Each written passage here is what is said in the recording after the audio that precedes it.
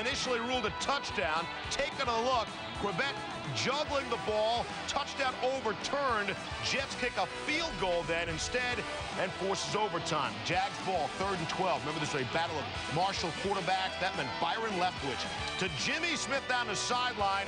It appeared to be a touchdown, initially ruled out at the 1. They look at it. Smith keeps his foot in bounds. Ball breaks the plane. Officials rule it a touchdown. And the Jaguars win 26-20 in overtime. And now the baseball. Packers have gone longer than any other team since their last 0-3 start. 1988, taking on a Bucs team looking to improve to 3-0. Brett Favre, obviously, has never started 0-3 in his career. Packers were trailing 7-0. This is a 4th and 5. Favre to Robert Ferguson. 5 plays, 80 yards. Extra point. Ryan Longwell misses it. So it's a 7-6 game. Second quarter. Favre looking for Donald Driver behind him. Picked off by Brian Kelly. Late in the 3rd. Bucs up 4. 3rd and 14. Carnell Williams takes the handoff. Gain of 16. First down. Cadillac pumped up. He loves the NFL. This NFL stuff is easy. Here's Favre in the 4th. Looking for Donald Driver in heavy coverage. Intercepted by Will Allen. Favre's second pick thrown on the day. 5:15 left, 3rd and 8. Favre looking deep for Ferguson. Ball is deflected and picked again by Will Allen. Favre's 3 interceptions, 7 on the season. Bucs looking to put this baby away. Williams takes it. Huge 24-yard gain. He had 158 yards on 37 attempts. Ed Werder now with more on the struggles in Titletown.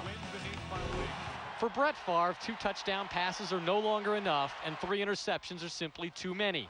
A 15-year veteran leading an inexperienced team, Favre confronts an inner struggle.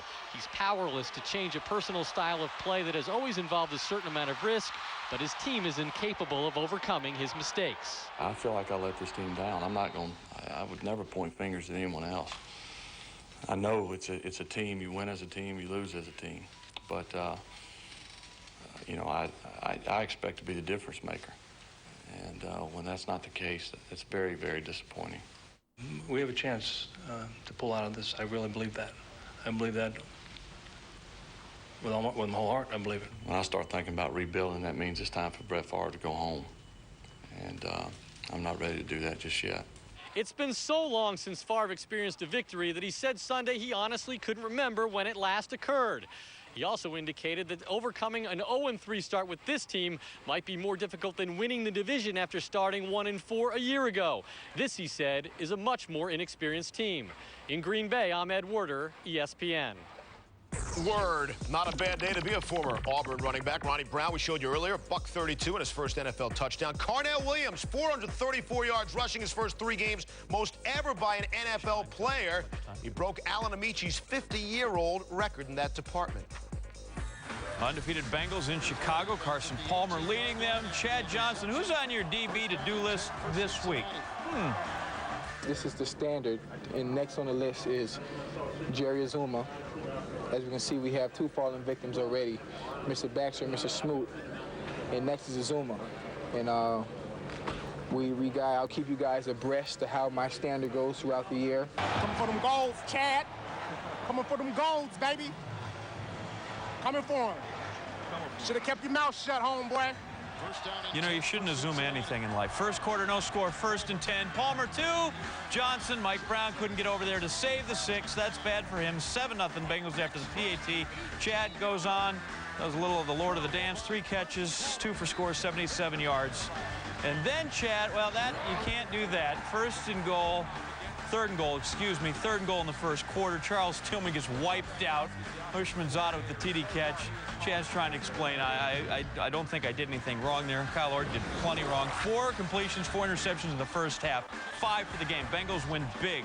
Sean, why Palmer Johnson so successful?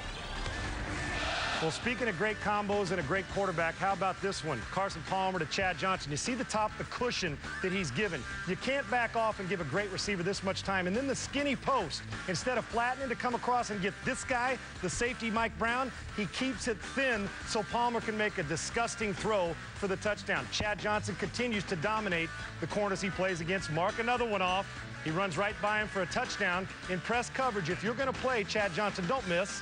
And have a look at this. He's going to come up and press the corner, and he's going to miss. You didn't get a hand on him? Ridiculous. And instead of going wide, look how quickly that Chad Johnson gets back on his stem, snaps his head around, throws it up. Palmer wastes no time to get him the football. When you got him beat quick, you don't let him run to be covered. This team's for real, John Anderson. Thank you, Sean. Offense always good, but to the point here, the Bengals defense, big key to the great start. A plus 12 turnover differential. You know, back-to-back weeks of 5 interceptions will help.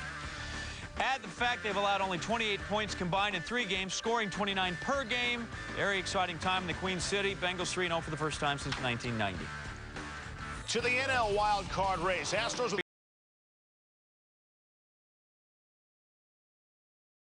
and the fans, they remember. Hey, Eli, Daddy say it was, oh, see, you can't. Well, it could have been worse. Could have went to his mama. Chargers lead 14-3 in the second quarter, threatening again. You know, LT wanted the ball more. LaDainian Tomlinson touchdown run, 21-3 Chargers. Later in the second, Eli, his first 2 TD passes on the road, career best 352 yards, kept his team close through the first half.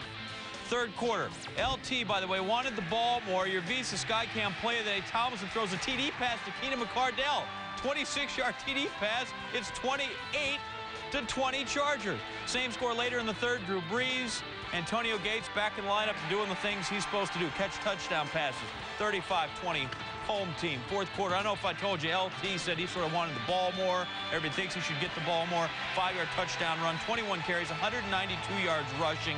He wasn't done. Late in the fourth, he gets sprung for 62 yards. Tomlinson, second player in NFL history to have a touchdown pass. Rush for 100 yards, have at least 5 receptions, score at least 3 touchdowns in a single game. That's a full stat sheet. The other guy, Frank Gifford, 1956. Chargers win large, 45-23. Skycam, play of the game. Brought to you by Visa, proud sponsor of the NFL. With Visa, you're protected. Falcons and Bills. Michael Vick's hamstring turned him into a classic pocket passer, although not entirely. Late in the second quarter, 14-13 Falcons. Here's Vick. The pass goes incomplete. On the play, Takeo spikes down. He left the game Achilles injury. Fourth quarter, 17-16 Falcons, 3rd and 10. As I said, a classic pocket passer. Vick takes off. 27-yard gain. Vick had 9 carries for 64 yards, but he did pass for 167 yards, 2 scores, and threw 1 pick. Very next play, classic pocket passer, hands off to T.J. Duckett. 12 yards, touchdown. Falcons win, and in the process snap their 5-game road losing streak. After their first 3 games, you're reminiscing back to 1988, pre-Brett Favre, who's been Green Bay's quarterback for 15 seasons. But after 3 straight losses, is it time to rebuild? Favre at a loss for the answer. Something's got to give at some point. Either I decide that enough is enough, or they do. And how I see that happening, no idea. I'm not concerned about it. You know, I've played a long time, I've had a great career up to this point, and I can walk away with my head as high as anyone else. So, you know, I don't think about that as I don't think about, you know, when my day will come and I decide to walk away if I do it first. Just trying to beat Carolina this week. 3-time MVP. Packers are 0-3. Last year they began the season 1-4 and made the playoffs, but since 1990, 75 teams have started their NFL season 0-3. Only 3 of those 75 made the playoffs. 98 Bills, 95 Lions, 92 Chargers. Back to Never lies. There's the football. Rule the fumble. Call stands. Larry Johnson, 8 carries, 13 yards. That was his first fumble in 160 carries. First play after the fumble, Jake Plummer finds Rod Smith in the end zone at 17-0. In this game, Smith became the first undrafted player to surpass 10,000 receiving yards in his career. It was 17-0 after one. Second quarter, Tony Richardson collides with the Champ Bailey in the open field. Bailey injured his hammy, did not return. Lenny Walls replaces Bailey a few plays later. Eddie Kennison lined up against a former Bronco who quit on him years ago. Well, he played like he was the Chief. 8 catches, 112 yards. That from Trent Green, 26 yards. Green, 23 of 44, 221. That sets up this second and goal. Ebenezer Ekubon gets Green, who went down twice. Kansas City settles for a field goal. It was 20-3, Denver at the half. Third quarter, 4th and goal for the Broncos. Jeremiah Johnson, let's get naked. Broncos up 27-3 on the naked bootleg. I like it, I love it. But nobody likes this. Smith, the catch, and then he runs straight into Sammy Knight's helmet. That hurts just looking at it. Take another look. Smith crashes into Knight. Smith diagnosed with a concussion. He did not return. Denver rolls 30-10. Broncos have won 8 straight home games in September. Vermeil can't beat them there. Hey, the coaches lost too. Everybody lost today. Not, you know, hey, when you come up here and get beat like that, the coaches got beat and the players got beat. Not just the players. They did a better job in everything than we did. So we're lucky. We're lucky it was that close. We've been running the ball pretty good, you know, since we've been here. You know, we didn't play very good against Miami, run the football, and very inconsistent against San Diego. But we did have 4 games in the beginning that our first unit ran the ball pretty good. So we had to get back to that form. So we had the confidence that we could get back, but we didn't do it in the first 2 games. So it was about time that, you know, we were productive. All right, here's how simple it is. In each of Kansas City's past 4 wins at Denver, the Chiefs allowed less than 150 rushing yards. In Denver's past 4 home wins over the Chiefs, the Broncos have rushed for more than 150 yards. Monday, Denver ran for 221. That's why both teams are now 2-1. Sean Salisbury here, as always, for some thoughts on the Monday night game. And Sean, typically when we talk about Jake Plummer, it's feast or famine. No doubt. Monday night, the Bronx belly up. They get to chow and feast like kings. What was the key for him in this ballgame? The way they started fast. And when you throw 18 times, you're usually going to be successful because that's the old Pittsburgh Steelers way they approach it. And I thought Mike Shanahan called a great game tonight. Let me take you back to when Mike Anderson got that long touchdown run. He was setting it up for this. The naked boot, get it outside, make sure you suck the defense in, get them all in by the hash, and then let Jake get outside, run pass option, challenge the line of scrimmage. He's as good as there is in the business at throwing on the run, and somebody put baby in the corner. Rod Smith with the catch. Now one more time. Scott, look how many guys come across the hash marks on this. This is the effect of running the ball inside to the tune of 220 yards. Look at all the space Jake Plummer has to run. There wasn't anybody in the screen. Gets it out there to Rod Smith with another catch and move towards the sidelines. And then this is the 74th time they run it on the night. And if you got to stop the inside run, Jake gets out there naked, gets it in the end zone. Jake Plummer doing what he does best. They controlled it from the start, Scott, which allowed Denver to have any game plan they wanted. And the key was he made much better decisions. The passer rating is much higher, and the key here is that 0 picks after he threw it to the wrong hat 3 times in the first 2 games. We switch quarterbacks now. And for the second time in less than a year, Chad Pennington has seriously injured his right shoulder. Jet sources say an MRI revealed that he has a torn rotator cuff, will miss the rest of the season. Pennington due to visit orthopedist James Andrews in Birmingham, Alabama for a second opinion. His teammate, Kevin Moreeeee, had these thoughts on the potential loss of Pennington.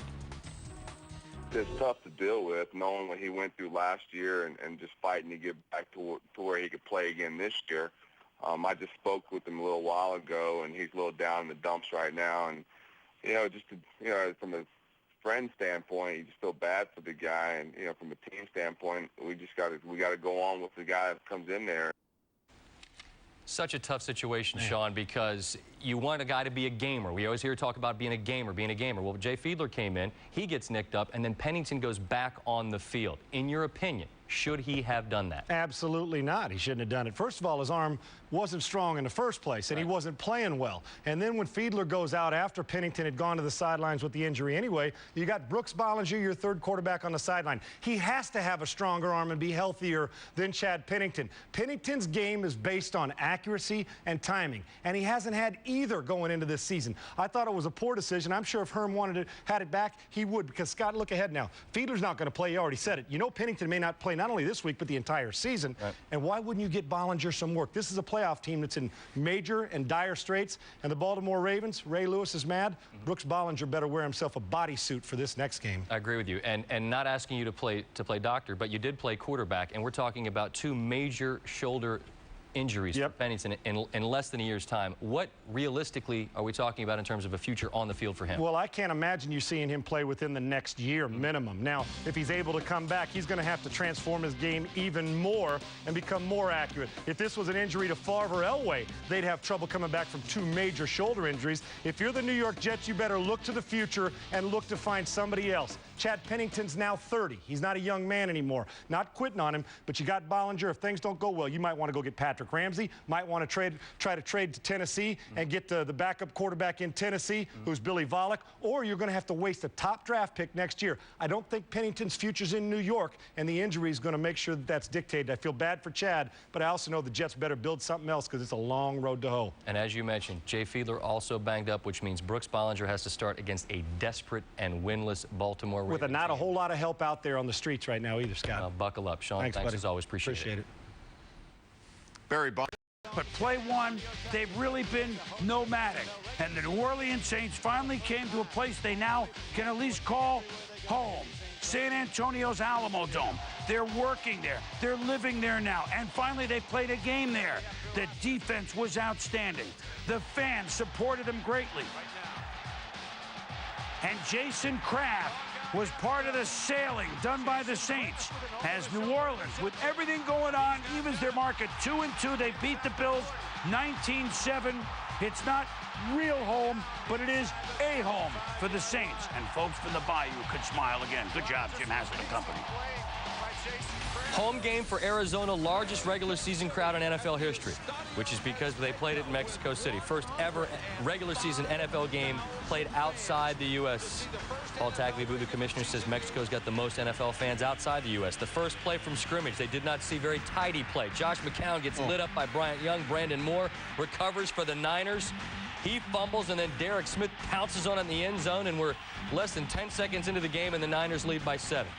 Later in the first quarter, your Visa Skycam play of the game. Travis Hall forces Marcel Shipp to fumble. Derek Johnson gets the nice little bounce. He's gone 78 yards for a touchdown. 14-0. Niners on 2 defensive touchdowns, and then they ceased participating in the game.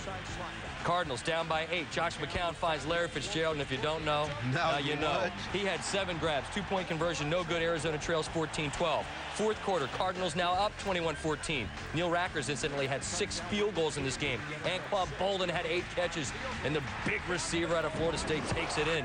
Arizona scores 31 unanswered, and they win. Skycam, play of the game. Brought to you by Visa, proud sponsor of the NFL. With Visa, you're protected. Jets-Ravens, first team to score wins. I'm kidding. Brooks Bollinger making his first NFL start. Second quarter, 6-zip Ravens. Bollinger, see what happened? What happened? Got up, tripped, sacked. 14-28, 149 yards, sacked 5 times. Jamal Lewis capped a 71-yard drive with the 1-yard touchdown. Third straight game, the Ravens offense scores just 1 touchdown. They win it 13-3. Trindy's like, yo, I got 44,000 plus passing yards, coach. Just to let you know. By now, you have undoubtedly heard the story, or at least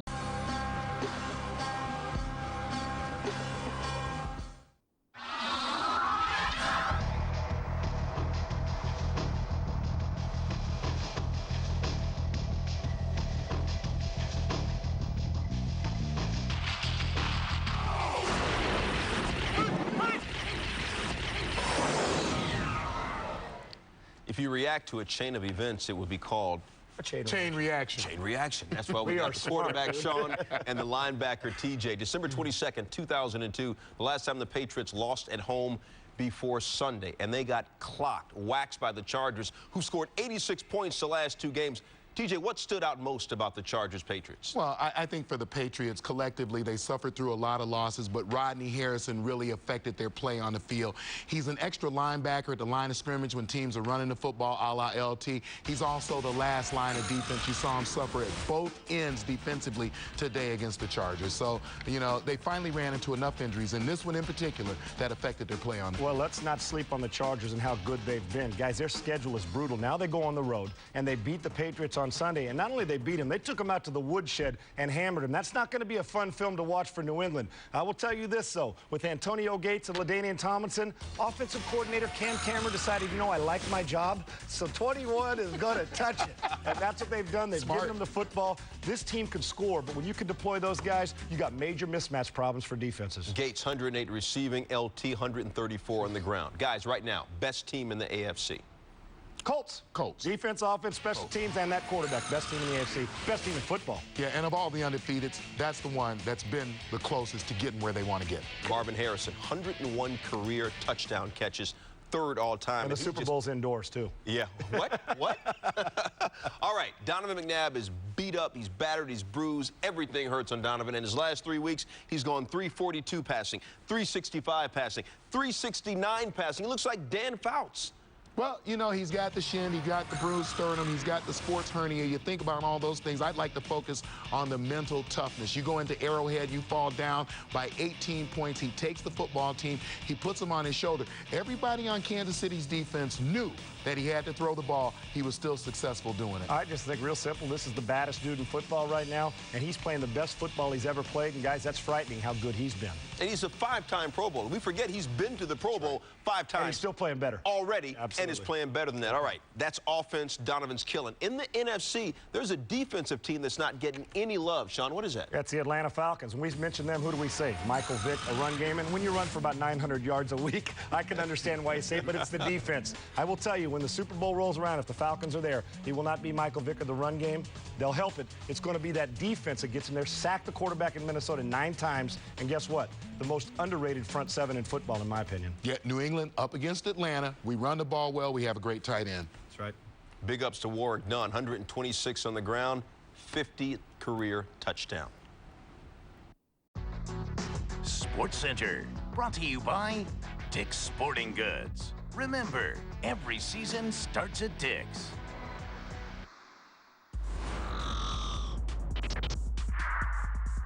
Say what? Popped up and intercepted by Donnie Edwards. He laterals. And the Chargers take it downfield. Clinton Hart zigzagging. 15, 10, 5. Touchdown, San Diego! Dante Hall at the 3, angling left at the 20-yard line. Cuts back across the 30. He's at the 35, only the kicker to beat. At midfield, he's at the 40, 35, 30, 25, 20, 15, 10, 5. Touchdown, Dante Hall! Play action. McNabb rolling. He is pumping. Fires. Touchdown as he gets it to Mike Bartram. Mike Bartram, the second tight end. And Davis to Dunn, sliding at the 30, jab step, 25, 20, 15, 10, 5, touchdown! Warwick Dunn! Sensational. How about that effort? There's the snap, the spot, the kick is up. Certainly long enough, and it's good! It's good. The Redskins winning in overtime, 20-17. Joey Harrington dropping. Flush down to the pocket. Goes to the left corner of the end zone, and it's too tall. Bucks are going to win. Bucks are going to beat the Lions. That's the final play of the game. Oh. Yes, indeedy, the Bucks are 4-0. Wow. Monday Night Football, 9 Eastern on ABC. Brett Favre and the Pack had to take on Carolina. Hard to believe that combined those teams have 1 victory. They're both desperate to get one. You get you set for the game. There's a show called Monday Night Countdown at 7:30 Eastern right here on ESPN. I'll be watching that show. Actually, you'll be hosting that show. Oh, yeah. So we started Sunday with 4 unbeatens, and we end the day with 4 unbeatens in the NFL. And in baseball, Division Series begin Tuesday on ESPN. Check it all out. What's next? I have no idea. Primetime, kid. 8 months after meeting in Super Bowl 39, the Eagles and Patriots both met with dramatic twists to their games on Sunday. Welcome to this 90-minute edition of SportsCenter. I'm Dan Patrick. Yesterday, the defending NFC champion Eagles rallied from an 18-point deficit in the second quarter to win at Kansas City, while the two-time defending Super Bowl champion Patriots shut out at home in the second half of a 24-point loss to the Chargers. Here's what happened in Foxborough. LaDainian Tomlinson, 134 yards. He didn't have a rush longer than 11 yards, but he got 2 touchdowns, putting San Diego up 24-17. That was on the ground. Through the air, it was Drew Brees, 19-24, 248 yards, 2 touchdown passes. More importantly, no picks. This put them up 31-17. They went on to crush the Patriots at home, 41-17. Patriots defense sorely missing the leadership and ability of safety Rodney Harrison. He's out for the season with that knee injury. Tom Jackson joins us now. Tommy, fact or fiction, the Patriots will overcome Harrison's injury and win the AFC Championship again? That's fiction, Dan. And I think that when we started the season, we were talking about Romeo Crennel and Charlie Weiss and Ty Law, Teddy Bruschi, Teddy Johnson. Well, you add Matt Light and Rodney Harrison to that list, and I think you finally, if you're New England, you've lost enough personnel now where it affected your play on the field. We saw that yesterday. Eventually, you need players to play the game. All right, TJ. Despite playing hurt on Sunday, Donovan McNabb connected on 33 of 48 passes, 369 yards, 3 touchdowns. Eagles scored 31 unanswered points in defeating the Chiefs at Arrowhead Stadium. McNabb playing through pain, a sports hernia, bruised chest, sore shin. Michael Irvin, the playmaker, fact or fiction. McNabb is the toughest QB in the NFL. Well, Dan, I'll give fact and give him the nod, but it's kind of a strange question because I'm giving him the nod. Yes, he is tough. He plays through the pain. He plays with the hurts. But then if you keep getting the pains and keep getting the hurts, is that you're not tough at all? You know what I'm saying, Dan? But fact for now. Stop asking questions. I'll ask the questions, all right? The Patriots may have gotten the best of the Eagles at the Super Bowl, but the teams have headed in different directions so far this season. New England has lost 2 of its last 3, while the Eagles have won 3 in a row. The Patriots defense has struggled, having forced just 3 turnovers total in 4 games. Well, the maturation of Eli Manning continued yesterday. The second-year QB, second consecutive outstanding performance, passing for 296 yards, career-high 4 touchdowns in the Giants' 44-24 win over the Rams. From one top pick to another, Carson Palmer helped orchestrate the Bengals' first 4-0 start in 17 years yesterday. Palmer, 25 of 34, 276 yards against Houston. Monday Night Countdowns, Tom Jackson and Michael Irvin. Take your pick now. Is it Eli or Carson? TJ, I'll start with you. Dan, I'm going to take Carson Palmer, and I'll tell you why. Eli Manning has a much better arm in terms of velocity than I thought, but Carson Palmer is gifted with John Elway-type velocity on the ball, and, you know, it's God-given. You know, I'll take that every time. Playmaker? I am taking Eli all the way. I love his pedigree. I know it is during the off seasons. When he goes home, that's all his father and his brother are talking about, football. So, and I love his ability to play big games, big ways. He's starting to show what he showed at Ole Miss. Both Carson Palmer and Eli Manning were #1 overall picks, but only Manning saw the field in his rookie season, while Palmer learned from the sidelines. Manning struggled last year, but clearly his game has matured. Palmer's NFL playing career got off to a rough start. Now let's get an update on another QB selected #1 overall. Let's bring in NFL insider Chris Mortensen. Mort, what's the status of Michael Vick, who left yesterday's game against Minnesota with a knee injury?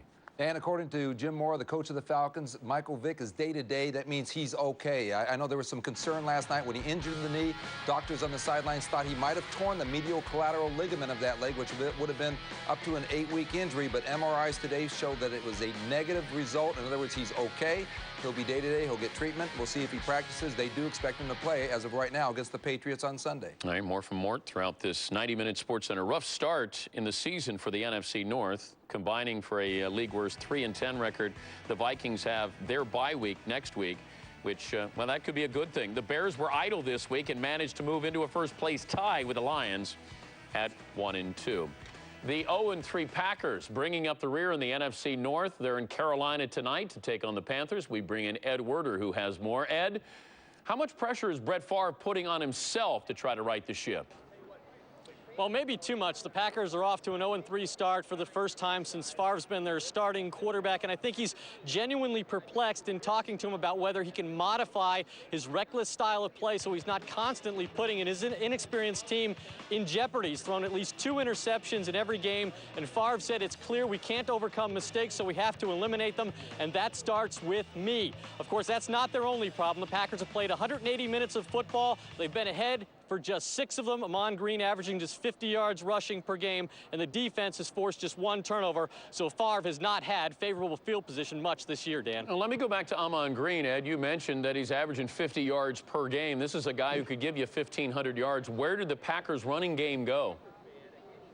Well, I think that, if you look at Amon Green, he's 29 years old. He's in the final year of his contract. He's highly motivated. Watching him last week against the Bucs, he certainly ran hard, but I think too often he's having to fight his way to the line of scrimmage, which is unusual for him. The Packers having led the NFL in rushing 3 of the last 4 years, but they lost 2 interior offensive linemen, Marco Rivera and Mike Wall, who will start tonight for Carolina, and the coaches feel like the guards haven't been the problem, Dan, so much as the tackles on the perimeter. Ed Werder reporting live from Carolina. Thank you, Ed. Chris McKendry joining me for this 90-minute Sports Center. What else is coming up, Chris? Time to recap Week 4 in the NFL with the help of Sean Salisbury. Monday evening quarterback. Start with the biggest surprise Week 4. Got to be the Washington Redskins. That guy right there, Mark Brunell, he's got this team believing. He's doing it with his feet and his arm. And I promise you, the guys on this team think that Mark Brunell's playing like he used to play, as do I.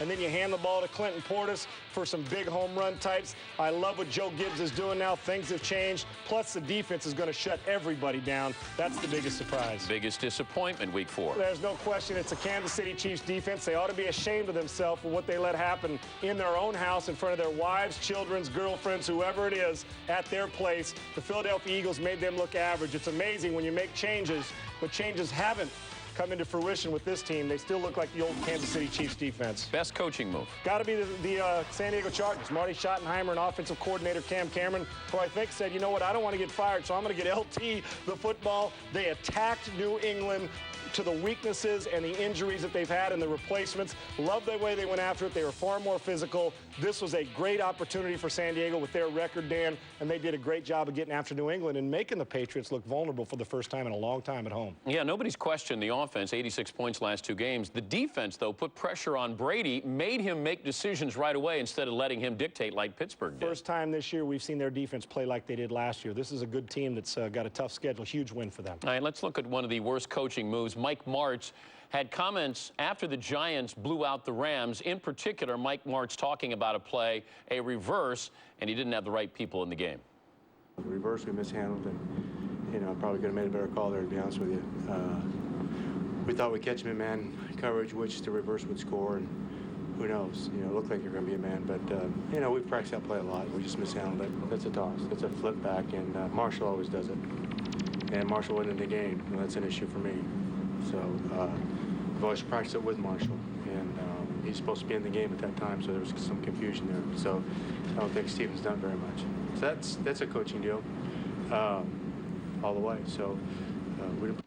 Worst coaching move? No question about it. I love Mike's aggressive approach to offense, but down there inside the 10-yard line, Dan, you just can't do this. Now, if you want to hand it or fake hand off and let the quarterback hand it off who's used to doing it, but when you're pitching balls and going hand to hand to hand, it's a bad idea. Line up, run the football, or put the ball in the quarterback's hands. Mike knows better than that boneheaded decision. Worst officiating? It's got to be the call on David Carr, and that, believe me, they need all the help they can get, the Houston Texans. We talk about the tuck rule, and this has been controversy for a long time. Dan, his arm is going forward. That should be an incomplete pass. They call it a fumble. Cincinnati recovers, and the rest is history. That, to me, is an incomplete pass. We got to start getting these calls consistent. You can't miss big calls like this every week because Houston was in that game for most of it. It's the Monday evening quarterback, the recap of Week 4 with Sean Salisbury. Thanks, Sean. Thanks, Dan. All right, guys, another questionable call, Lions and Bucks. This would have been a game-winning 11-yard touchdown pass from Joey Harrington to Marcus Pollard, reversed by instant replay with 12 seconds remaining. Now, Pollard argues he made that catch before sliding out of bounds. Here's Coach Mariucci on the call. In my mind, I still think it's a catch. It's water over the dam, but, I thought Marcus had possession with his hands before he slid out of bounds. There was no ruling of a bobble, and I thought he clearly had control of it with his hands before he tucked it away and slid out of bounds, and their view may be a little bit different than that. But you can go around and around till the cows come home, and it's not going to change anything. Well, Chris Mortensen rejoined Sportcenter. Mort, the Lions still clearly not happy with that call. What's the fallout in the league offices? Well, Moreeeee was in contact with Mike Pereira, the league supervisor of officials, several times is what I'm told today, and they agreed to disagree in the end. The key here is irrefutable evidence. The side judge called this a touchdown, and it's supposed to be irrefutable evidence to overturn it. And what Pereira apparently argued to Moreeeee is that he did not have possession of the football before he went out of bounds, and that's what's irrefutable. But I don't think the Lions are buying it. And to be honest with you, Chris, I talked to people around the league, and they weren't buying it either. In other words, they would have sided with the Lions on this one, but obviously it went the other way. And then in Detroit, they have some other bad news, and that is Charles Rogers, their wide receiver, the #1 pick in 2003, is being suspended by the league for 4 games for violation of the substance abuse policy. This according to sources. An announcement could come as early as Tuesday, pending his appeal. He could appeal it, and it could last a little bit longer. But Rogers was a guy who came into the league with a red flag because he actually had a diluted sample at the National Scouting Combine before he was drafted. That put him in the program, reasonable cause testing. This means it was his 3rd positive test, and next one could mean a year suspension. With more on that topic, in HBO interview, Randy Moss admitted to using marijuana, and then you reported the NFL medical director wanted to put Moss back into the league drug testing program. Well, yesterday, Fox reported Moss is refusing to take a drug test and even met with his attorney and the league last week. Where does it stand now? Chris, we've had sources that confirms a good portion of that story. It wasn't that Moss and his attorney, who is David Cornwell, a guy who's worked in the league with the league and union. David Cornwell met with the league's medical director, that's Dr. Rick Spatafora, last Tuesday, and their argument was, Cornwell's argument specifically was that you cannot pull Randy Moss back into this program only because he spoke those words. In other words, Randy Moss says, hey, I smoke marijuana every once in a blue moon. He said that on the HBO interview. And what Cornwell is arguing is that you cannot do this. Words do not equal behavior. And therefore, he was refusing to take the test. That could have resulted in a suspension. They are awaiting final word from the doctor on that one. Now, in other NFL notes, in Tampa, Cadillac Williams, who set a record for most yards ever by a rookie running back in his first 3 games, is hurting. He hasn't practiced for 2 weeks. His sore foot is now doubled with a sore hamstring, and John Gruden, the head coach of the Buccaneers, said today he is concerned about Williams, but they do have a plan. They've always had a plan. Michael Pittman, the 30-year-old veteran, picked it up yesterday, had almost 100 yards receiving in Cadillac Williams' place, and Gruden plans to use Pittman frequently while he nurses this injury. And then you see Tony Gonzalez right there. Gonzalez very frustrated. His longest reception has been for 8 yards. He's had to stay in and help on pass protection for Trent Green. Got beat by Javon Curse yesterday. The reason why, I think it proves that maybe left tackle Willie Rofe is the most valuable player on the Chiefs. Rofe has been out with a sore hamstring. That means Gonzalez has to stay in more, and they can't protect Trent Green. All right, Chris Mortensen, more from the Mort Report. Monday Night Countdown, 7:30 ESPN, right when we're done. Do you have what it takes to be Snickers' hungriest fan? Log on to Snickers.com to enter for a chance to win a trip to a Monday Night Football game and be on TV. Got the top 5 from Sunday. Cowboys, Raiders, almost another comeback. Drew Bledsoe completes it to Patrick Creighton down the sideline. Stiff arms Ronaldo Hill. Goes right by Charles Woodson, 63 yards for the score. Brought the boys within 3, but Raiders would win 19-13. How about I do a couple here, Chris? Number 4, Lions, Buccaneers. It's Kevin Jones getting the handoff, and that was Jermaine Phillips. Ran right over for the touchdown. Bucs would win it 17-13. Number 3, Rams and Giants. Eli Manning to the end zone. Amani Toomer makes an acrobatic grab. Giants win 44-24. They are 3-1 heading into the bye week. This didn't end up with a touchdown, but it's one of the greatest runbacks in NFL history. This is the kind of thing you see in the backyard. This is Terrence McGee of Buffalo. Saints would win this game, but McGee did everything he could trying to beat the clock as they go to halftime. He just ran out of gas. McGee just trying to be Dante Hall. Eagles and Chiefs, #1. Dante Hall at the 3, angling left at the 20-yard line. Cuts back across the 30. He's at the 35, only the kicker to beat. At midfield, he's at the 40, 35, 30, 25, 20, 15, 10, 5. Touchdown, Dante Hall.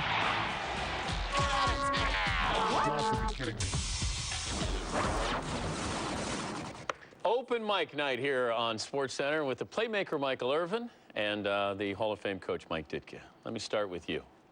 What's wrong with the Patriots? Oh, man, the Patriots are missing Romeo Crennel. You're missing Teddy Bruschi, the guy that got your defense going. Now, they were lucky because they had two guys, Teddy Bruschi and Rodney Harrison. When Teddy went out, Rodney picked up the slack. But now Rodney's gone out. Hey, these are the guys that puts the substitution people in place to play. Without those guys, they are in trouble. Well, what's wrong with me? Ran into a buzzsaw. That's what's wrong with them more than anything. Ran into LT, who was outstanding. Breeze was fantastic. And Gates is hard to cover. Now, the other thing happened. When you get down to your third quarterback, you're in deep trouble. They're down to their third and fourth and fifth cornerbacks. I don't want to hear that, Coach. Trouble. You're in deep trouble. Coach, because they aren't as good a player, Mike. Can I get into this, though? I don't want to hear anybody on TV start talking about how many players they are down to, because we gave them so much credit filling in anybody and continuing to win. Now you can't fill in anybody and continue to win, so we can't use that as an excuse. When are you going to build that trophy and that statue of Teddy Bruschi and Johnson? Well, hey, listen, Teddy Bruschi... build one for the coach, but the players are players. They're interchangeable. Right. They're supposed to play. The reason they didn't win the other day, they got beat by a better football team on that day. And there's a lot of better football teams in the league than the Patriots right now. How many teams are better than the Patriots right now? In the AFC alone... Colts? Indianapolis. San Diego? San Diego. Pittsburgh? Obviously, Pittsburgh is better. Pittsburgh should have won that game. But they didn't. Atlanta? And if you want to move Pittsburgh, Atlanta, Philadelphia. Okay. Philadelphia beat them. Anybody else? Bengals? Carolina beat them. Is Carolina better than them? Did they beat them? Are they? Do you think they're better than them? Head-to-head matchup. Yes, I do. Behave. You got to go by what the record says. You're getting out of line now. You're going crazy. You're getting out of line. I'm just calling it This is not good TV now because you're not right. Here we go, handling these things with kid gloves. We gave you all the credit for doing a great job and putting anybody in and winning. Now that you put anybody in and you lose, hey, Holmes, time's up. You know how to swim backwards. Because you're going to have to do that. You're going to have to come back before. Wait. Are you saying the Patriots go to the AFC Championship game? I'm just saying the Patriots going to.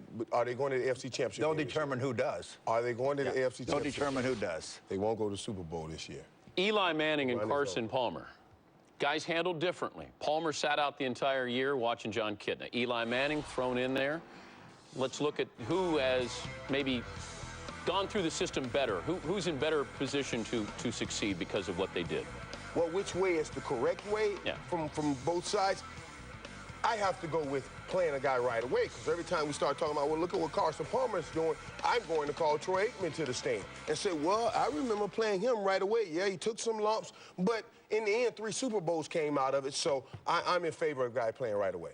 Montana, young, a lot of people took lumps. I agree with you 100%. You got to play the guy. You draft the guy #1, Dan, you got to play him, especially in the case of Eli Manning. Now, Carson Palmer was a little more of a unique case.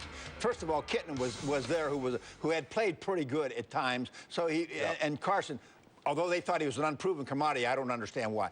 Play the guy. You don't learn watching. You cannot learn the game watching. Believe me, you can't. Why was Terrell Owens so open against Kansas City's so-called improved defense? Because he's that good. I've always said there was single coverage there. And he's that good. That's what great I would think you'd have double coverage. That's what #1 receivers do. They demand double coverage, and then when you run into a nut that allows them to play single coverage, they absolutely do damage. They come up with 11 catches for 171 yards. That's what you call a #1 receiver. He is good. They weren't playing all 1 coverage. They were playing 3 coverage. They're playing zones. But when he crossed the field, nobody in the zones picked him up. They looked like they want to touch a guy. Now, if he's is he invisible? He's not invisible. This is not a good defense. No, it's not. They were really out of sync the other day. Because all he was doing is crossing around. We went from one zone to another, and Donovan took the time to find him and hit him. But this guy is a good football player. You think it's just easy? T.O.'s crossing, you could just slap him around? I mean, there's well, I know maybe I can't, but I'd try. Okay, I understand. Kurt Warner lose his job last night? Kurt Warner loses his job last night. I think Kurt lost his job when he was playing, and they were still losing. And now you start saying, let's move towards the young guy. He gets hurt. The young guy, Josh McCown, comes in, and he plays well. Then he has to stick with this. He has to say, now, I got a young guy. He's getting some confidence. You let this young guy keep playing. There is no future for Kurt with the Cardinals. Dan, McCown started 10 games. He's 5-5. Right. He was 4-5 last year when they put him on the bench for Sean King, and then they went with Navarre. Hey, give the kid a chance. I don't know if he's in, but the bottom line, and Dennis is smart enough to know, you got to win football games. If he's going to give a chance to win football games, win football. I thought the ball came out of his hand very well yesterday. Yeah. Of these divisional leaders, you got the Redskins, you got the Bears, and you got the Dolphins. Give me the team that will stay in first place the longest. Coach's Bears. Go ahead on, Coach. Well, they're not his Bears anymore. Okay. I thought they were. Stop trying to suck up to him. Do you ever watch a game on Sundays with Coach? That's all he talks about are the Bears. So I think the Bears, now, I'll say it. Coach, you can go. I think the Redskins, really. I think the Redskins got two ingredients you need to play good football. They can run the ball, and they can play. I agree that they're not the greatest. Timeout. Brunel's playing good. Oh, he is playing pretty good right now. Will it last? I don't know. But if you can run it and you can play D, you got a chance. You don't Coach, like Miami? Wait, Coach. They said staying first in the division. Philly's in that division, Coach. And come on, Coach. Let's look at who's in the Bears division. If Philadelphia throws the ball again 48 times next week, they won't win. 28 yards rushing, they won't win. They're playing Dallas. I don't That's care. a perfect team to throw it 48 times against. They're playing Dallas. Especially deep. That's exactly what I'm saying. Let's open Mike every Monday night during the NFL season with the playmaker Michael Irvin and the head coach Mike Ditka. Good to be in studio. Yeah, good to have you. Well, it's the Packers off to their only 0-3 start of the Brett Favre era. There's Favre moments ago, hoping to end that run against Carolina tonight. Monday Night Football, 9 Eastern, ABC. Monday Night Countdown, ESPN, at 7:30. I guess like the Packers and Favre, you simply expect the Patriots to replace missing parts around Tom Brady and just roll along. Instead, yesterday, the Chargers rolled over them, 41-17 at Foxborough. It marks the most points scored on the Pats since 1998. Now, they began the season without linebackers Bruschi and Ted Johnson. Started yesterday without two of the top three corners. Holes too big for even Belichick's brilliant patchwork to cover. Tom Rinaldi reports. The day after, the sun was still shining, and yes, the stadium still standing, even if the streak had fallen. Losing at home for the first time in 22 games, the Patriots faced up to failure's hangover. It was gut-wrenching. You know, it felt like, you know, to come into our house and as a 2-1 team and then lose to Diego the way we did. I mean, they come in here and beat us in all phases. I mean, they had us up against the ropes all day, and, you know, they left here at the KO. As far as how we've played around here the last couple of years, and, you know, it's very disappointing for us to go out there and perform like we did. Reviewing the tape, the Patriots saw more than a lopsided loss. They saw an offense shut out in the second half for the first time in nearly a year, a defense that didn't get a sack for the first time since last December, and the first time they failed to force a turnover since last October. A 500 team after 4 games. New England wasn't panicking, but searching. What have I learned about us? Yeah. We're inconsistent, very inconsistent. So and until we can be more consistent, we'll continue to have second halves like we had yesterday. You know, we played 4 games. There's 12 to go.